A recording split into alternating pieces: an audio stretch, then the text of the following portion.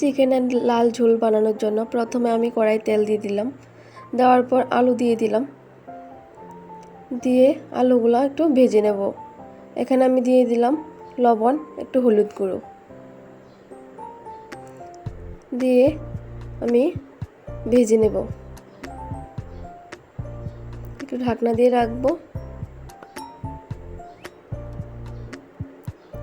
এখন আমি ঢাকনা তুলে নেব। এখানে আলুগুলো ভাজি হয়ে গেছে, দেখুন। এখানে আমি নামিয়ে নেব। এখানে আবারও তেল দিয়ে দিলাম। দেওয়ার পর তেজপাতা, শুকনো লঙ্কা দিয়ে দিলাম। দিয়ে এখানে আবার পেঁয়াজ দিয়ে দিলাম। পেঁয়াজগুলো একটু নাড়াচাড়া করার পর এখানে আমি রসুন বাটা দিয়ে দিলাম।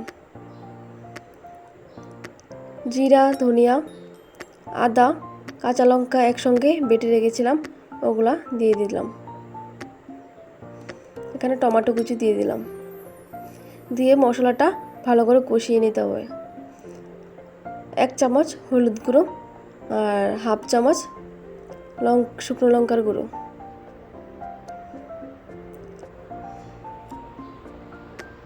চিকেন দেওয়া হয়ে গেছে। এখন রসুন দিয়ে দিলাম, লবণ দিয়ে নাড়াচাড়া করে নেব। এখানে ঢাকনা দিয়ে রাখবো। ঢাকনা তুলে নিয়েছি, নাড়াচাড়া করে নেব। আলুগুলা দিয়ে দিয়েছি।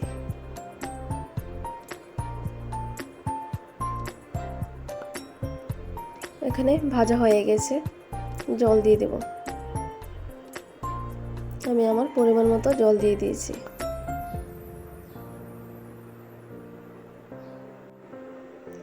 মাংসের ঝোল ফুটে গেছে। এখানে আমি গরম মশলা বেটে রেখেছিলাম, ওটা দিয়ে দিলাম। হয়ে গেছে আজকের রান্না। ওটাতে চিকেনের লাল ঝোল হবে, তাই একটু আমি ঝোল রেখেছি।